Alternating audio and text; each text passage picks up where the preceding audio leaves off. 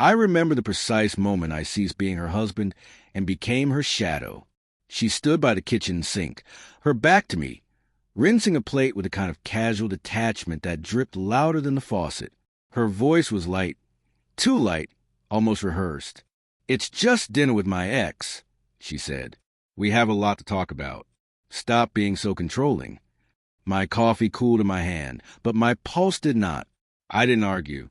I didn't plead. I just nodded slowly, deliberately. "Okay," I said. "Go." She thought she'd won. Thought I was being mature. Thought silence meant surrender. She kissed my cheek on the way out, like a sister might. Not like a woman kissing a man who once lit up her entire world. She walked out in a tight, blue dress I'd never seen before. New. Fitted. Not for me. That's when it all made sense.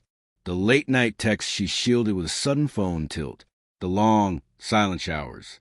The guilt-laced sex, as if her body was present but her soul had clocked out. The smiles that stopped touching her eyes. But this wasn't the moment I lost her. That had happened long before. This was the moment I let her believe she still had control. 2 weeks prior, I met Alina. She wore black like a war anthem and carried silence the way most people carry knives. She didn't blink when I said, "One night, I need a favor." She just smirked. "Wear black. We're going to war." Friday night arrived. She left at 6:42 p.m. Heels clicking like punctuation marks on our fading vows. I left at 7:10. Same restaurant. Different corner. Different purpose. Alina and I walked in hand, like a storm disguised as elegance. I didn't look for her, didn't need to. I felt her before I saw her. My wife was already seated, already laughing, already his. He had that smug, possessive lean. The kind I used to wear when she still believed in me. He poured wine like he owned the moment, like he hadn't vanished 5 years ago and left her shattered once before. She saw me second. Her laugh hitched, then died midair. Her spine straightened, her body rigid. He noticed, followed her gaze, saw me, saw Alina, smirked. Smug bastard thought it was funny. I sat where I could see them. On purpose.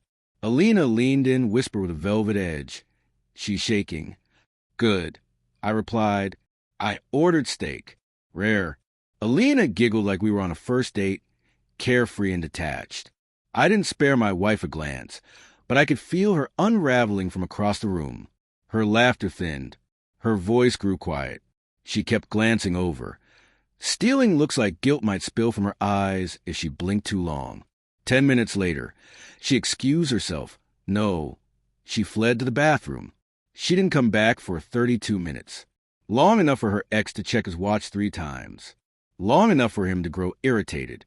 Long enough for him to pay the bill I used to cover, for the wine she once only sipped with me. When she returned, her eyes were red, and she couldn't meet mine. She whispered something to him. He didn't respond kindly. Then he walked out, leaving her there alone. That was phase 1. We were married 7 years. Not perfect, but steady, solid.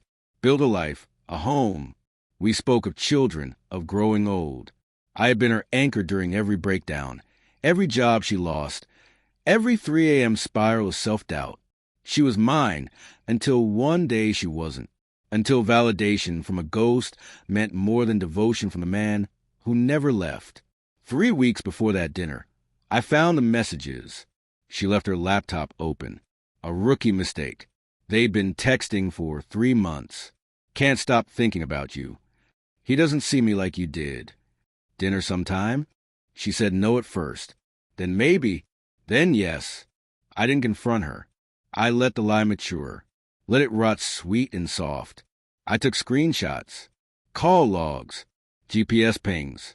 I mirrored her phone to mine with a simple spyware app. She never noticed. She was too busy shopping for new lingerie. Not for me. I quietly closed our joint account, opened my own, legally moved half our savings, froze her credit the night before the dinner. By the time she was sobbing in that restaurant bathroom, I'd already filed for divorce. Grounds? Irreconcilable differences, with evidence. My lawyer said if she asked for alimony, the judge would laugh. She came home just after midnight. I was on the couch. Lights off, whiskey in hand. She walked in slowly, unsure, like a burglar returning to the scene. She looked at me like I was a ghost. I looked at her like she was a stranger I used to know. She opened her mouth to speak. I raised a hand. You lied, I said. I let you. She stepped forward, tried to cry. Reach for me. Don't, I said. That chapter's closed. I'm only here until the paperwork clears. Her legs gave out. She sat on the floor like a child who just broke something she couldn't fix. I walked past her without another word. 6 months have passed. She's tried to text, call, all blocked. She showed up once at my new apartment. Alina answered the door. She hasn't come back since. Word is she moved in with her sister. Tried dating again, but flinches every time the phone buzzes. Her ex never called her back. Good. See, I never wanted to hurt her, not at first. I just wanted her to see what it felt like to be replaced, to wonder, to spiral, to regret. She made her choice.